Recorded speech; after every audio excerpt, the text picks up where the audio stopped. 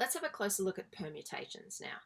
Now, you might not have heard the word permutations before, but a permutation is really just an arrangement of items in a particular order, and repetition or replacement of those items is not allowed. Now, we've touched on the formula already, and we've had a look at an example that helped us see how we could get this formula. But what we haven't looked at is this notation here with the NPR. And the P here stands for permutations. Now, we're later going to learn another very similar looking piece of notation that has a C in it, where the C stands for combinations. And in that case, the combinations can be in any order that they like. So I like to remember that when the order is a particular order, then you have a permutation, and you're looking at this one that's got a P in it. Now, we haven't yet looked at the fact that we've got a button on our calculator that can calculate permutations for us. There's many ways of coming up with the calculations for permutations. So I've got an example here, and I'm going to do it a number of different ways to show you that there's quite a bit of choice. So how many ways can 10 runners come first, second, and third in a race? You can see here from the nature of this question that repetition or replacement is really not allowed in this case. You can't come first in a race and also come second and come third. That kind of doesn't make sense. So the nature of the question generally will tell you that you can't have one item in multiple spots. Now, we've already used logic to think through how to answer a question like this. There's 10 different people who might come first if there's 10 runners. But once one of them's come first, that person's gone now. So when we're choosing a runner to come second, there's only 9 to choose from. And when we're choosing a runner to come third, there's only 8 to choose from. So the number of ways that these runners can finish first, second, and third is 10 times 9 times 8, which gives us 720 different ways that that could happen. Now, if we take that same expression and we say, well, all right, let's multiply 10 times 9 times 8 by 7 factorial on the top and 7 factorial on the bottom, make it into a big fraction. You might think, why would we bother doing that? We've already got the answer. Great point. But what if we've got a question that's a lot trickier and we don't want to actually put in all of these numbers into our calculator? I mean, there could be hundreds of numbers to put in and we might want a shortcut. This method gives us that shortcut.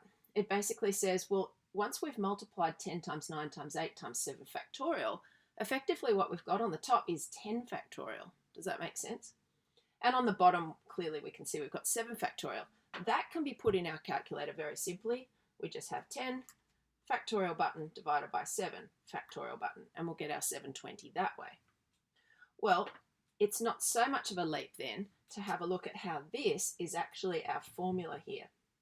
So if we're wanting a quick way to do a much more difficult question, rather than actually writing out the first few terms, because what if there's hundreds of them, we might prefer this method down here that actually uses this formula and says, all right, we've got 10 factorial on the top, but if we're choosing 3 different positions, then we have 10 minus 3, which is 7, factorial on the bottom.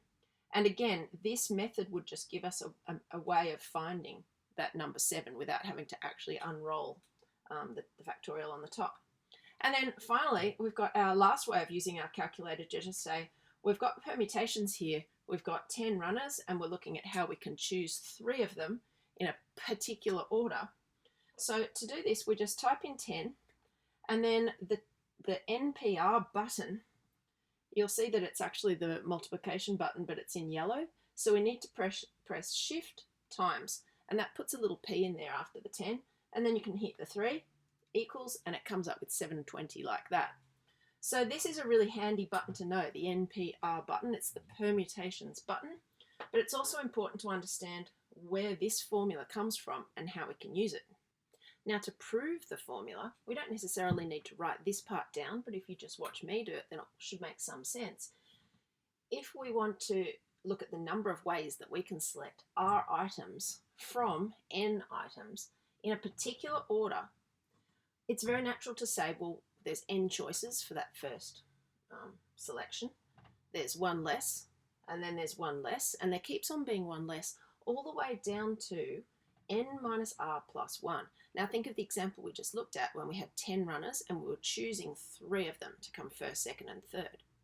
Where did we stop? Well, we said there's 10 runners for the first place, 9 runners, and then 8 runners that we could choose for that third place. number 8 is the one that we stopped at.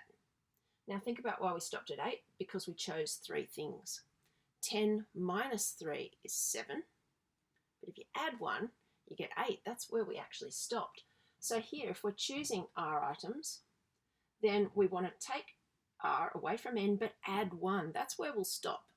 Now, you don't need to memorize this formula, but going through it while we use the N's and the R's just gives you some confidence that the N minus R formula does actually make sense, because this then is how we can select R items from N items. But we can tidy up this formula to make it easier to use by saying, let's multiply this whole thing by N minus R factorial over N minus R factorial.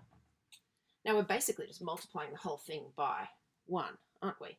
But what this effectively does is it turns it into a giant fraction that looks like this. Now, if we're just unrolling this factorial here, we're getting smaller and smaller numbers until we get down to this number, which is 1 smaller than this number, and it's got a factorial on the end. Effectively, what we've got on the top there is just n factorial, and what we've got on the bottom is n minus r factorial. So another example now where we might want to use one of our shortcuts. How many ways can I select 6 people in a particular order from the 20 people in our class?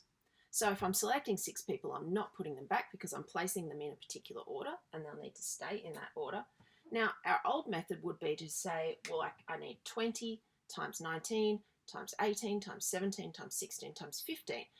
Nothing wrong with using that method to work it out. It will 100% work. But perhaps we might be able to use a shortcut now. The 2 shortcuts I'm thinking of using, I can either type this into my calculator. So I'll come up with 20, shift, multiply to get the P there, and then the 6.